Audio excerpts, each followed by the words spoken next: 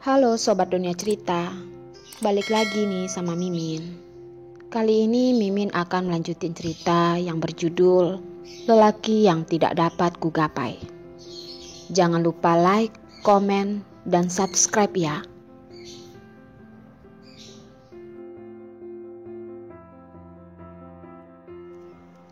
Nelson menggosok telapak tangannya dan menurunkan tangannya yang canggung, berpura-pura tidak ada masalah, lalu berkata,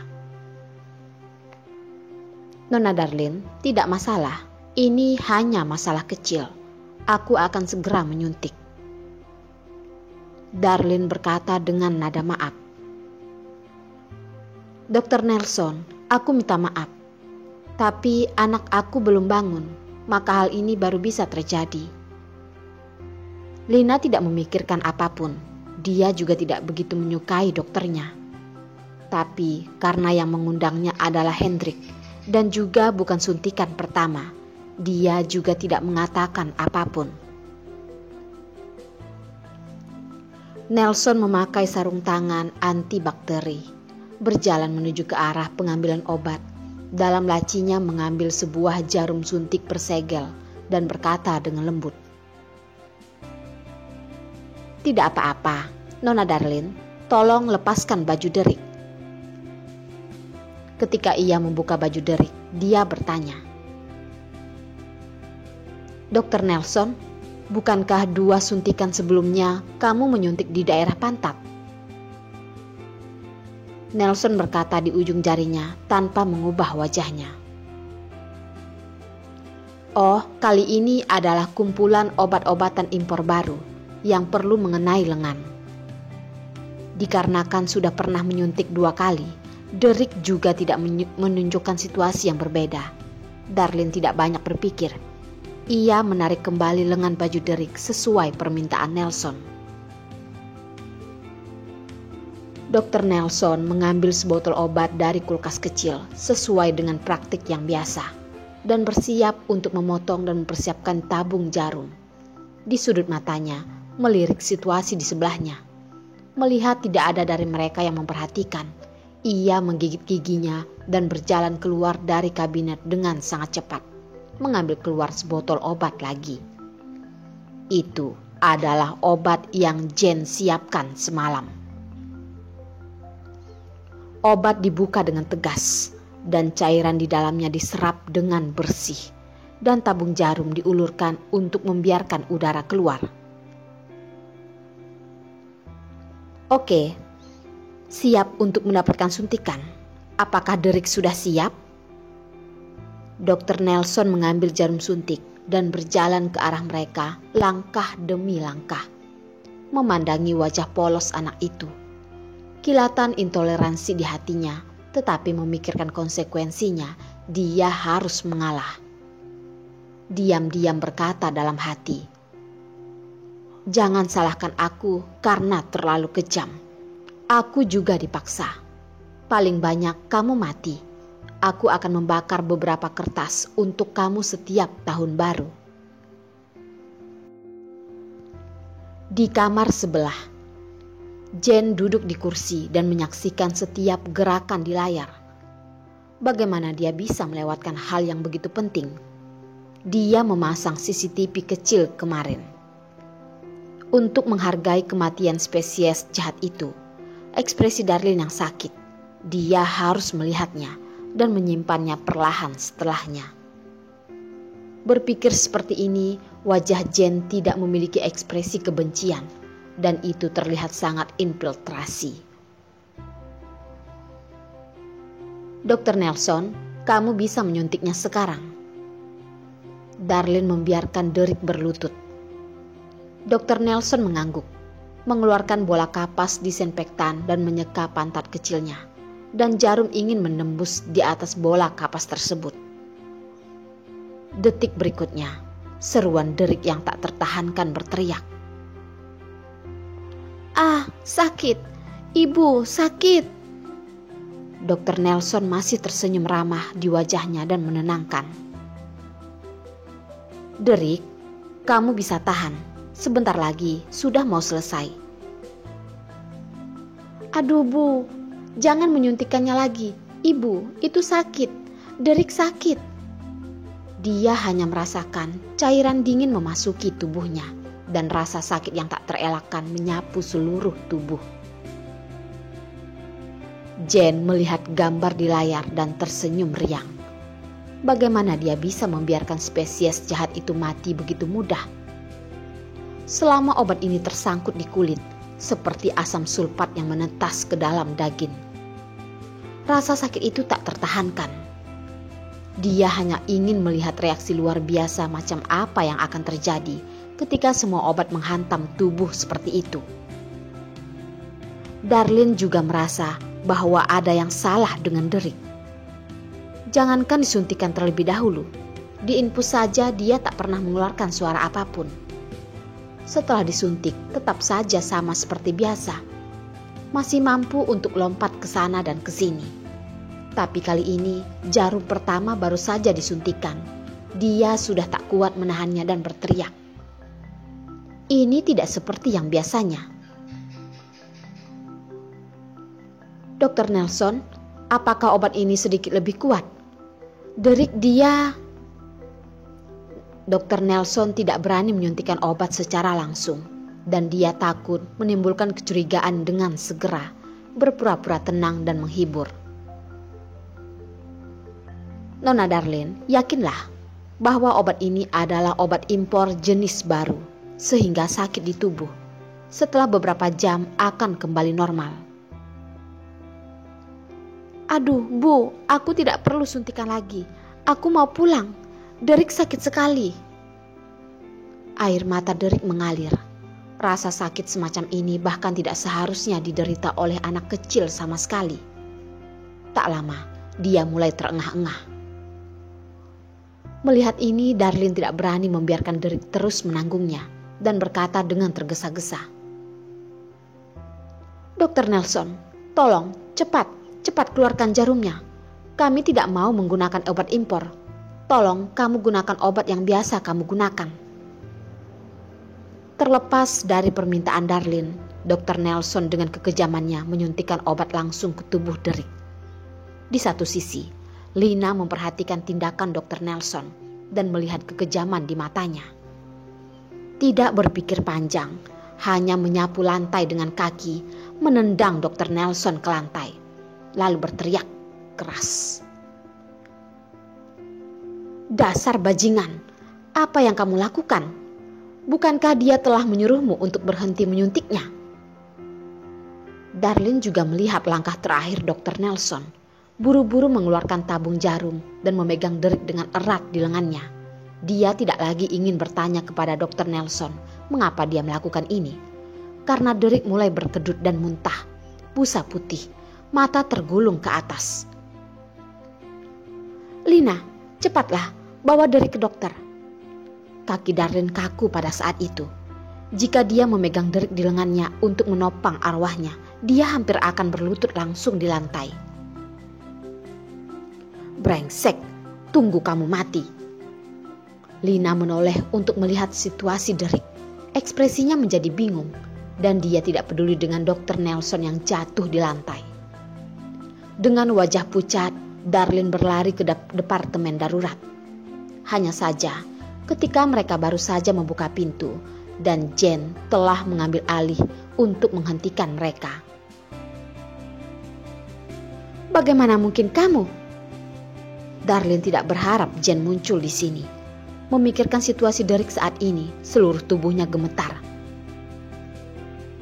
Mengapa kamu tidak membiarkan seorang anak untuk lewat? Operasi kemarin yang hampir membunuh Derek di luar negeri, dia tidak mengatakan. Kali ini juga membeli dokter, ingin membunuh Derek. Jika bukan respon cepat Derek sendiri, injeksi tabung akan terus berlanjut. Dia tidak akan berani membayangkan konsekuensinya. Aku ingin membiarkanmu pergi, dan siapa yang menyuruhmu kembali? Jane memainkan abu yang ada di kukunya dan berkata dengan santai.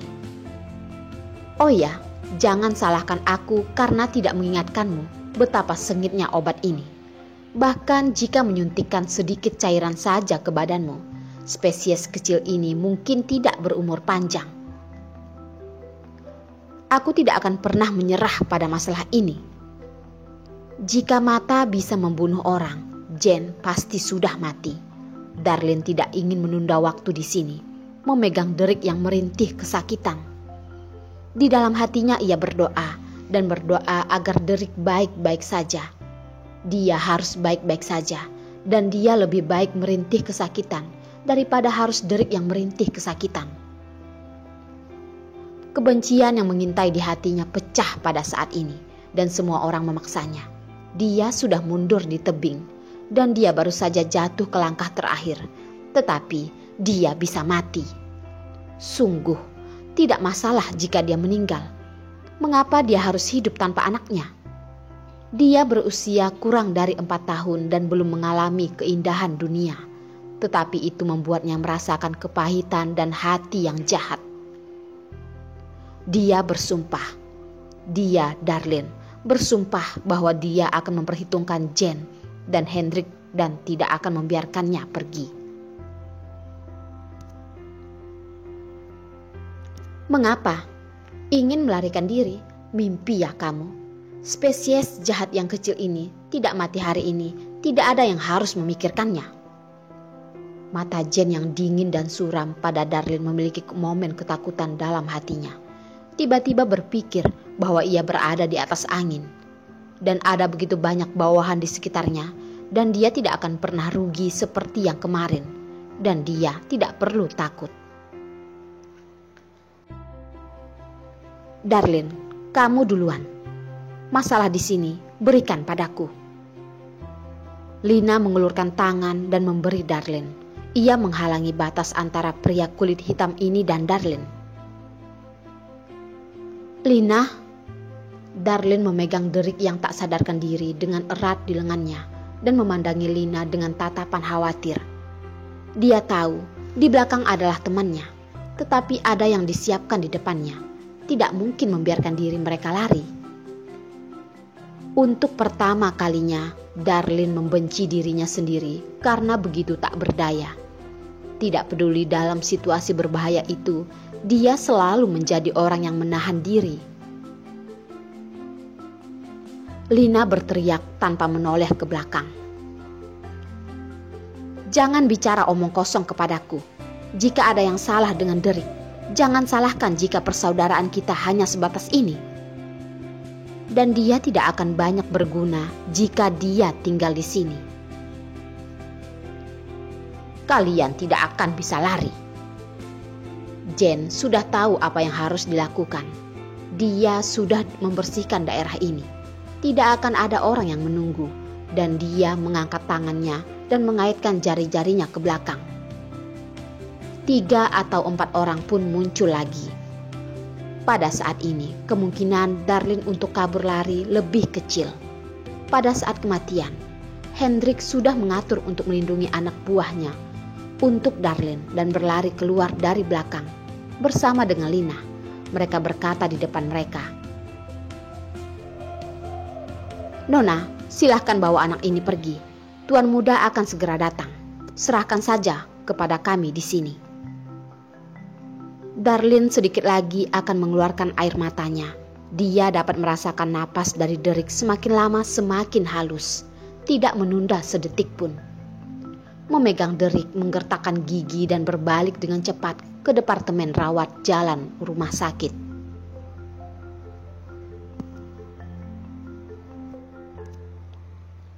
Sial, aku belum bahagia. Aku harus menghentikan sundal itu. Jane tidak berharap bahwa beberapa orang akan muncul entah dari mana. Dia akhirnya harus menunggu kesempatan ini dan dia tidak boleh membiarkan pelacur itu lari. Lina menendang lelaki itu di masa lalu dan menendang lelaki itu di depannya secara langsung. Jika aku ingin pergi, pertama-tama tanyakan kepada bibiku. Ketika orang lain melihat wanita yang begitu kejam, mereka semua tersedak. Jane tidak bisa menahan diri untuk berteriak. "Ayo bangun, apa yang kamu lakukan di sana?" Dan jika orang-orang itu melarikan diri, Jangan harap kamu dapat hidup." Begitu pria itu mendengarnya, mereka semua bersiul dan bergegas menuju Lina. Darlin berlari ke depan dengan marah, mendengarkan suara perkelahian di belakang telinganya, dan air mata di matanya tidak bisa dikendalikan dan menetes. Meski begitu, langkah kakinya berlari ke depan tanpa berhenti. Tangan yang baru saja terkilir sepertinya tidak menyadari rasa sakit, memegang tubuh Derek dengan erat untuk mencegahnya jatuh. Sepatu hak tinggi di kakinya telah ditendang olehnya, dan dia berlari tanpa alas kaki, dan angin dingin yang bertiup di wajahnya membuat jantungnya yang sudah terluka semakin rusak. "Derek, kamu harus kuat. Ibu tidak bisa hidup tanpamu. Tanpa ibumu benar-benar tidak bisa bertahan." Kehabisan koridor, pasien di rumah sakit melihat seorang wanita dengan selendang memegang anak di lengannya, berlari ke depan dengan kaki telanjang. Darlin tidak peduli apa yang dipikirkan orang lain. Dia hampir jatuh ke lantai beberapa kali. Dia hanya mengepalkan giginya dan membelah kuku beberapa kali. Darahnya jatuh di jari-jari kakinya. Di tengah jalan dia berlari, jejak kaki berdarah satu demi satu. Sangat mengerikan. Jika orang biasa menatapnya, beberapa orang tidak bisa melihat masa lalu dan ingin maju, tetapi dihindari oleh Darlin. Dia tampak seperti orang yang tidak sadar dan terus berlari ke depan. Darlin tidak bisa mengendalikan emosinya lagi. Dia berlutut, dia menangis. Suaranya sangat sedih. "Tolong, selamatkan anakku. Selamatkan anakku." Kesedihan Darlin membuat hati mereka berdebar kencang. Beberapa dokter melihat kejadian itu dan segera mengerti apa yang sedang terjadi. "Cepat, napas anak ini terlalu lemah. Bawa dia ke ruang penyelamat segera dan gunakan ventilator." Para dokter tidak bisa mengendalikan situasi Darlin dan mereka bergegas membawa Derek ke ruang penyelamatan. Darlin tidak berani tinggal di sini. Hatinya sepertinya bukan lagi miliknya sendiri. Jika bukan karena dukungan psikologisnya, dia mungkin sudah jatuh. Dan dia tidak bisa lega tanpa melihat Derek keluar dari bahaya. Orang-orang di sebelahnya terus menghibur. "Nona, pergi ke dokter dulu. Anakmu akan baik-baik saja." "Ya, kamu sudah mencoba yang terbaik. Kamu lihatlah kakimu itu, terluka. Biarkan perawat yang menanganinya dulu." "Tidak, itu semua salahnya. Jika bukan karena dirinya, Derek tidak akan terkena hal seperti itu. Bagaimana rasa sakit di tubuhnya lebih dari rasa sakit di hatinya." Darlin sedikit menggigit sudut mulutnya dan darah tiba-tiba keluar. Dengan rasa sakit ini, dia bangkit dari lantai, mengejar dokter yang hampir tidak terlihat. Rumah sakit yang awalnya berisik dan penuh sesak tiba-tiba menjadi sunyi. Mata semua orang tertuju pada ibu yang kuat di depan mereka. Semua orang ditempatkan di tempat oleh kesedihan di matanya. Di mana Darlin berlari, kerumunan secara alami memberi jalan kepadanya. Awalnya Darlin berlari cukup cepat. Ketika dia sampai di belakang, dia hanya bisa mengambil risiko untuk mengikuti. Meskipun dokter di depan tidak tahan, dia tidak berani berhenti. Hanya karena keterlambatan waktu penyelamatan terbaik anak itu. Perawat di samping tampak merah dan tidak bisa membantu, tetapi ia berkata dengan lembut, "Nona, ini tolong beri aku penjelasan singkat tentang kondisi anak. Dia akan baik-baik saja. Penyelamatan ini dilakukan dengan cepat." Darlin tampaknya terbangun tiba-tiba dan nada bicaranya tampak bahwa dia gelisah dan cemas. "Suster, anakku menderita penyakit jantung bawaan. Aku membawanya untuk disuntik. Dokter itu mengambil obat yang tidak aku kenal dan memasukkannya ke dalam tubuh anakku. Dia langsung berubah menjadi seperti ini. Kalian harus menyelamatkannya. Yakinlah bahwa kami akan melakukan yang terbaik untuk menyelamatkannya. Anak itu telah dikirim ke ruang penyelamatan. Perawat itu melirik pergelangan tangan dan kaki Darlin, lalu dia bertanya, "Nyonya, biarkan kami menangani lukamu terlebih dahulu." "Tidak, aku tidak mau. Aku akan menunggu di sini." Mata Darlin terus menatap ruang operasi, takut jika dia berkedip, derik akan menghilang. Melihat pemandangan ini, perawat itu menghela napas simpatik dan pergi dengan buku catatan. Darlin sambil bersandaran di tembok yang dingin itu sambil menunggu. Dokter yang keluar masuk, hatinya tidak tenang. Hal yang telah dia pikirkan berulang kali, sampailah pada titik yang gelap. Saat Hendrik tiba di rumah sakit dan melihat tubuh kurus Darlin berjongkok di lantai, terus menatap ruang operasi. Sepasang tangan berada di depan dada. Darah di lantai dari awal sudah mengeras menjadi warna merah tua. Jempol kaki terlihat di luar. Setiap luka terlihat begitu menusuk hati. Saat itu Hendrik merasa detak jantungnya sudah hampir berhenti. Dia bahkan tidak berani untuk mendekatinya. Takut begitu menyentuhnya, sosok tubuh yang remuk itu akan menghilang.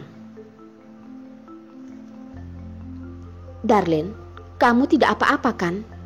Jangan takut, ada aku di sini." Hendrik menyodorkan tangan perlahan memeluknya. Mata yang berlinang air mata terlihat garis-garis merah. Mendengar suaranya yang lemah dan sesak, kedua lengan yang memeluknya tanpa sadar bergetar. Untung saja dia masih hidup. Menerima kabar dari bawahannya, saat itu Hendrik langsung meninggalkan semua pekerjaannya, menginjak gas dan menerobos belasan lampu merah, dan tidak peduli dengan polisi lalu lintas yang mengikutinya. Sampai di rumah sakit, dia langsung meninggalkan mobilnya. Setelah masuk ke rumah sakit, dia sama sekali tidak perlu bertanya dengan orang. Langsung mengikuti jejak darah di lantai dan menemukan bayangan Darlin. Melihat darah di lantai, dirinya yang begitu lembut pertama kali memiliki keinginan untuk membunuh orang. Darlin sepertinya sama sekali tidak merasakan pelukan Hendrik. Mata yang biasanya bersinar saat ini menatap pria di hadapannya dengan tidak fokus. Suaranya begitu serak bagaikan orang tua, begitu tidak bertenaga. "Derek, di mana Derek? Dia ada di mana?" Darlin melihat lampu merah di pintu ruang operasi dengan pelan bertanya. "Derek masih berada di dalam ruang operasi. Dia akan segera keluar." "Darlin, kamu jangan begitu. Aku bawa kamu pergi mengobati lukamu dulu." "Tidak, aku tidak mau. Aku tidak mau pergi kemanapun. Aku ingin menunggunya keluar." Darlin menyodorkan tangan memegang lengan baju Hendrik. Tatapan yang jernih itu terlihat begitu ketakutan dan tidak tenang. Bagaikan jika dia melepaskan tangannya, maka Derek akan ikut menghilang. "Hendrik, Derek akan baik-baik saja kan? Dia akan baik-baik saja kan? Dia masih begitu kecil, masih belum berusia 4 tahun. Kenapa harus mengalami masalah seperti ini? Ini semua salahku. Darlin melepaskan baju Hendrik, menggunakan tangannya yang tidak terluka, berulang kali menampar wajahnya. Mulutnya terus mengatakan ucapan merasa bersalah. "Semua salahku. Kalau bukan karenaku, Derek juga tidak perlu mengalami hal seperti ini." "Darlin, jangan menyakiti dirimu seperti ini. Ini bukanlah kesalahanmu. Jangan mendorong semua kesalahan pada dirimu sendiri." Ini adalah kesalahanku." Berkata sampai di sini, suara Darlin hanya terdengar suara dengusan. Rasa bersalah bagaikan sebuah jaring besar yang mengurung dirinya di dalam. Semakin dia membantah jaring itu, semakin menjadi ketat. hingga akhirnya membuatnya hampir tidak bisa bernapas. Kalau bukan karena saat hamil aku tidak memperhatikan, dia juga tidak akan lahir prematur, juga tidak akan mengidap penyakit jantung. Begitu tidak mudah menunggu kesempatan operasi, malah gagal karena diriku, dan hampir saja tidak akan sadar lagi. Kali ini juga sama. Perlina yang datang dan mendengar ucapan merasa bersalah Darlin tidak bisa menahan, dan matanya pun memerah. Menendang sudut dinding dengan kuat, hanya bisa mengangkat kepala, memaksa air matanya masuk kembali. Dia tahu pergi menghampirinya juga percuma saja. Semakin banyak nasihat juga tidak berguna. Pelaku sudah melarikan diri. Mungkin saat mereka pergi mencarinya, wanita itu juga tidak akan mengakuinya. Dan semua akibatnya harus diterima Darlin dan Derek. Perlina tidak bisa membayangkan Darlin akan menjadi seperti apa jika terjadi sesuatu pada Derek. Kemungkinan besar dia akan pergi begitu saja dengan Derek. Dia tahu Derek adalah satu-satunya hal yang membuat Darlin bertahan. Jen memang harus mati, tapi pria lainnya juga harus menanggung 80% tanggung jawab. Kalau bukan karena dirinya, Jen juga tidak akan mencari Darlin. Tidak masuk akal membuat Darlin sendirian begitu menderita dan membiarkan Yos begitu tenang. Emosi di mata Perlina langsung membara dalam seketika. Tidak peduli demi teman baiknya atau demi Derek yang sedang diselamatkan di dalam ruang operasi. Kali ini tidak peduli siapapun yang menghalanginya juga tidak berguna. Akhirnya Perlina melihat sejenak, lalu membalikkan badan dan pergi, membalas dendam pada seseorang. Hendrik melihat Perlina pergi, tapi sekarang dia tetap harus menenangkan Darlin dulu. Dia dengan lembut menepuk punggung Darlin. Darlin, ini bukanlah salahmu. Kami tahu betapa menderitanya kamu. Derek pasti juga mengerti rasa cintamu padanya. Selama ini dia adalah seorang anak yang kuat. Air mata Darlin langsung menetes. Hatinya dari awal sudah terluap oleh rasa bersalah. Ucapan apapun sudah tidak bisa dia terima. Saat ini, pintu ruangan operasi tiba-tiba terbuka. Seorang dokter berjalan keluar dengan wajah lelah menatap. Di mana keluarga pasien? Saat Darlin melihat pintu terbuka, dia pun ingin berlari. Tapi karena dia berjongkok terlalu lama di lantai, tiba-tiba berdiri, hanya merasa kepalanya sangat pusing. Hampir saja berlutut kembali. Untungnya Hendrik menahannya. Walaupun begitu, Darlin juga perlu diam sejenak. Matanya barusan bisa melihat. Dengan kaki telanjang, berjalan menghampiri dokter. Buru-buru menarik tangan dokter dan bertanya, "Dokter, aku adalah keluarganya. Bagaimana keadaan anakku sekarang? Dia baik-baik saja kan? Apakah dia baik-baik saja?" Lengan dokter terasa sakit. Melakukan operasi selama beberapa jam. Awalnya tangannya sudah tidak bertenaga. Ditambah lagi diremas oleh seorang. Kesabarannya pun hilang. Barusan ingin berteriak keras. Melihat wanita di hadapannya tidak memakai sepatu ataupun sendal. Di telapak kakinya juga terlihat darah yang mengering. Lalu melihat satu tangannya masih dibalut. Dengan tidak berdaya dia mendesah. "Keluarga pasien, anakmu untuk sementara sudah terbebas dari bahaya. Masih dalam masa pengamatan." "Masa pengamatan? Apa itu masa pengamatan? Dokter, apakah dia sudah tidak apa-apa?